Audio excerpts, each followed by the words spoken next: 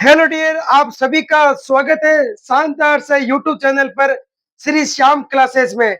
मैं आपके सामने धनराज दैया आज बहुत ही शानदार टॉपिक लेके आया हूँ। आप थंबनेल पर देख ही चुके होंगे। आज हम पढ़ेंगे मानव जनन का बहुत ही शानदार टॉपिक के बारे में। आज हम डिस्कस करेंगे मेल रिप्रोडक्टिव सिस्टम में से कि शुक्राणु किस तरह बनते हैं, यानी कि स्पर्म की बात करें तो किस तरह स्पर्म डेवलपमेंट होते हैं पुरुषों में। तो पहले हम डायग्राम के माफिक समझते हैं कि पुरुषों में जो जनन तंत्र होता है, यानी कि रिप्रोडक्टिव ऑर्गन होता है, वो किस तरह का देखने को मिलता है बच्चों। तो ये हमारे सामने मानव का यानी कि पुरुष का जनन अंग, यानी कि मानव जनन अंग, नर जनन अंग। तो ये बात करें हम इस जगह की, तो इसे कहते हैं अग्र छद। अग्र छद और इंग्लिश में कहते हैं फोर स्क्रीन। और यहाँ पे जो यहाँ पे जो होता है ना मसल्स, जो जो एकदम मांसपेशियों से होती है निर्मित, और रक्त का फ्लो होने पर ये फूल जाती है। अगर पुरुषों का शिश्न में जब हार्मोन इनहेबिन हार्मोन या एफएसएच एलएच जो पीयूष ग्रंथि द्वारा प्रेरित होते हैं, अगर वो सिक्रेशन ज्यादा होंगे टेस्टोस्टेरोन, तो वे यहाँ से फूल जाएगा पेनिस। किस तरह से? वो रक्त में जो ये होता है ना, इसे कहते हैं ग्लांस पेनिस, यानी कि ग्लांस ग्लांस पेनिस। इंग्लिश में लिखता हूं मैं, ग्लांस पेनिस। और ये रक्त का आने पर ये फूल जाता है पुरुषों में और मैथुन के लिए सुगम बन जाता है। वही अगर बात करें तो इसे कहते हैं, जो नली होता है इसे कहते हैं मूत्र वाहिनी। मूत्र वाहिनी वाहिनी हम इसलिए कह रहे हैं क्योंकि यहाँ से भी मूत्र का बाहर की ओर गमन होगा और यहाँ से ही शुक्राणु या वीर्य का गमन होगा। एक बात आप ध्यान पूर्वक समझ लीजिए कि मूत्र पहले आएगा तो शुक्राणु की गति रुक जाती है। जो कार्य करता है प्रोस्टेट ग्रंथि होती है हमारी सिंगुड़ानुम आकार की। अगर कोई बात कर ली जाए कि प्रोस्टेट ग्रंथि किस तरह की आकार की होती है, तो सिंगुड़ानुम आकार की होती है, जो यहाँ पाई जाती है। यहाँ इसे कहते हैं प्रोस्टेट। प्रोस्टेट प्रोस्टेट ग्रंथि जो सिंगुड़ा सिंगुड़ा खाया होगा आपने, सिंगुड़ा नूम आकृति की होती है। ये क्या, इसका कार्य क्या होता है? जब वीर्य आता है पुरुषों में, सेक्स की तरह वीर्य आता है, तो वह मूत्र वाहिनी को रोक देता है। अगर मूत्र आएगा तो वीर्य को रोक देता है। ये कार्य बहुत इंपोर्टेंट है। वही यहाँ होती है हमारी Cowper gland. Cowper gland gland इसके भी बहुत कार्य है। ये वीर्यों में वीर्य बनाने में अनेक पोषक तत्व का कार्य करती है और प्रोस्टेट भी बहुत कार्य करती है।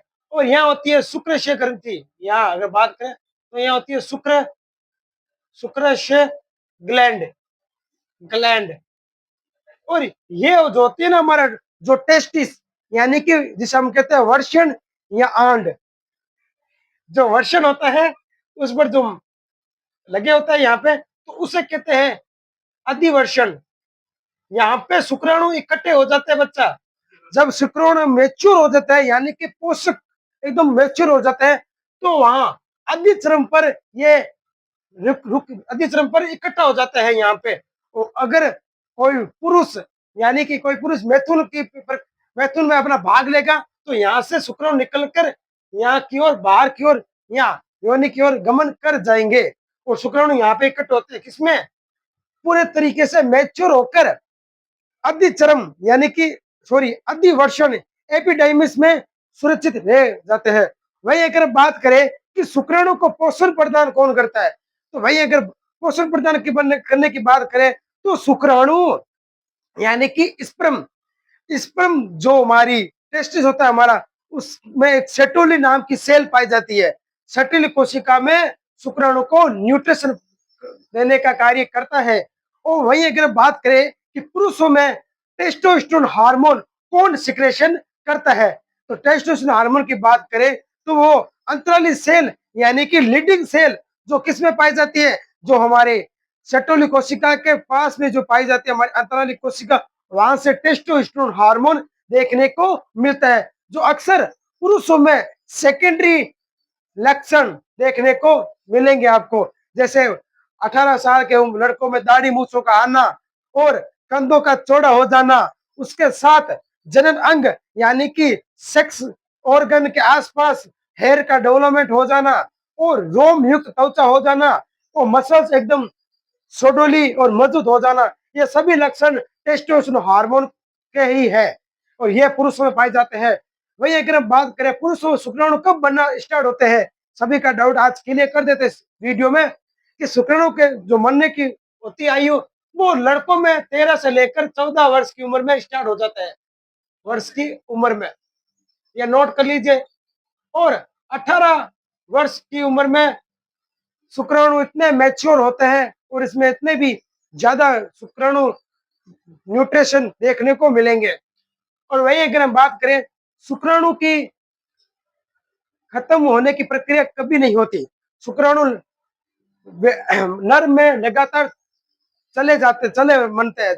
वही अगर बात करें अगर कोई पुरुष ओल्ड एज में आएगा तो उसके शुक्राणु यानी कि स्पर्म की क्वालिटी वीक हो जाएगी, क्वालिटी वीक हो जाएगी, ठीक है। और वही अगर हम बात करें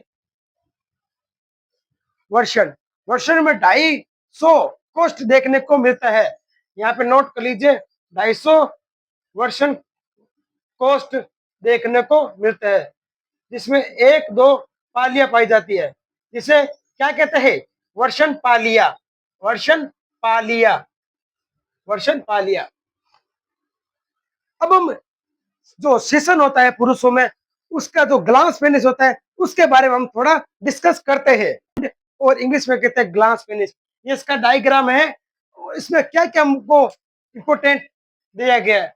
जो बाहरी त्वचा होती है शिशु मुंड में वो होती है हमारी एपिडर्मिस, और वहीं अगर बात करें यहाँ की तो ये होती है ट्यूनिका एल्बुजिनिया, और इसमें रक्त वाहिनियां पाई जाती है। ये मैथुन की तरह, मैथुन की जब उपस्थिति है, जब मैथुन हार्मोन जब कोई बॉयज सेक्स की तरफ बढ़ता है तो यहाँ पे रक्त का फ्लो ज्यादा तेजी से हो जाता है, जिससे ये शिश्न मुंड यानी कि ग्लास पेनिस फूल जाता है एकदम रक्त से, तो भी वह हमें रेड कलर का दिखाई देता है। ये एक मसल से बना होता है। इसकी उत्पत्ति की बात करें तो ये मेसोडर्म की उत्पत्ति मायोसिस से इसकी उत्पत्ति होती है। और ये आप यहाँ की बात करें तो ये आते हैं मूत्र मार्ग, यहाँ से यूरिन का बाहर की ओर गमन होता है और यहाँ से भी शुक्राणु का या वीर्य का बाहर की ओर गमन करता है। एक फैक्ट आपको मैं ये बता देता हूँ, जो पुरुष होता है पुरुष में वीर्य का निकलना और मूत्र का निकलना एक ही मार्ग से होता है। अब वही अगर हम स्त्री में बात करें तो स्त्री मेंस्ट्रुअल साइकिल योनि द्वारा आता है और मूत्र अलग द्वारा होता है, ये हम अगले बात करेंगे। और ये इसकी बात करें इस चीज की तो ये है कार्पस कॉर्नेसा, कार्पस कॉर्नेसा, और ये है कार्पस स्पोंजियसम, कार्पस स्पोंजियसम, ठीक है। ये है पेनिस का डायग्राम यानी कि शिशन मुंड का डायग्राम। फिर तो डियर आप देख पा रहे हो टेस्टिस का अनुदैर्घ्य काट, यानी कि अब हम इसमें अध्ययन करेंगे टेस्टिस के बारे में। तो ये होती है हमारी शुक्राणु यानी कि शुक्र जनन नलिका, यहाँ पे ही शुक्राणु का निर्माण होता है बच्चों, ठीक है। उसके बाद आता है लीडिंग सेल, आपको बता देता हूँ दोबारा से कि लीडिंग सेल द्वारा टेस्टोस्टेरोन हार्मोन का सिक्रेशन होता है, ठीक है। लीडिंग सेल यहाँ पे पाई जाती है। और ये है ट्यूनिका एल्बुजिनिया, ये यहाँ पे पाई जाती है। तो चाहे ये वर्षन, हाँ, वीडियो सही बनी, हाँ बच्चों, तो ये है ट्यूनिका एल्बुजिनिया। मैं आपको बता देता हूँ कि ये ट्यूनिका एल्बुजिनिया क्या होता है। जो हमारा टेस्टिस होता है उसकी बाहरी वो त्वचा होती है ना, त्वचा टेस्टिस पर, जैसे ये है टेस्टिस, ये टेस्टिस इस तरह का होता है और यहाँ पे पाया जाता है टेस्टिस दो, तो ये जो बाहरी त्वचा होती है उसको ही ट्यूनिका एल्बुजिनिया कहते हैं। वही अगर बात करें ये है हमारी शुक्र वाहिनी, यहाँ से ही शुक्राणु बाहर की ओर यानी कि मूत्र वाहिनी या शिश्न मुंड द्वारा बाहर की ओर गमन करता है। और ये है वास इफ्रेंसिया, ये है वास इफ्रेंसिया, और ये है वर्षण जालक। ये वर्षण जालक के कितने पाए जाते हैं वर्षण जालक? 250, और प्रत्येक में 1 से 3 पालियों में मिलते हैं देखने को। और ये है काड़ा एपिडर्मिस, काड़ा एपिडर्मिस। तो आई होप, मैं आशा करता हूँ आपको मानव का जो नर जनन तंत्र है वो अच्छी तरीके से समझ आ चुका है। अगर कोई भी डाउट हो तो आप कमेंट बॉक्स में लिख सकते हो, उसका हल मैं आपको भेजूंगा दूंगा।